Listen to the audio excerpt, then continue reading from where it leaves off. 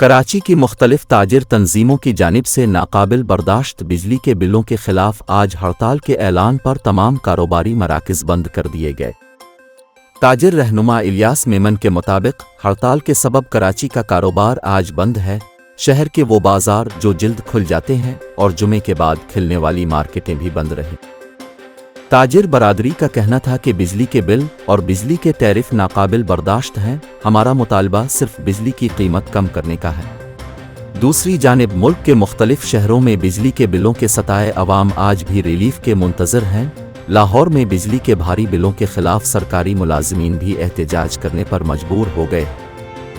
क्वेटा में बिजली, पेट्रोल और आटे की कीमतों में इजाफे के खिलाफ अवाम सरापा एहतजाज हैं, तो वहाड़ी में ख़वातीन भी बच्चों समेत वापडा ऑफिस के सामने एहतजाज करने पहुंच गए। दादों में भी ताजिरों ने शटर डाउन हड़ताल करते हुए बिजली के बिलों और महंगाई के खिलाफ एहतजाजी मुजाहिरा किया। मुजाहिरीन लालटेन और कोयले से चलने वाली इस्त्रियां ले आए और बिजली के बिलों के हार बना लिए।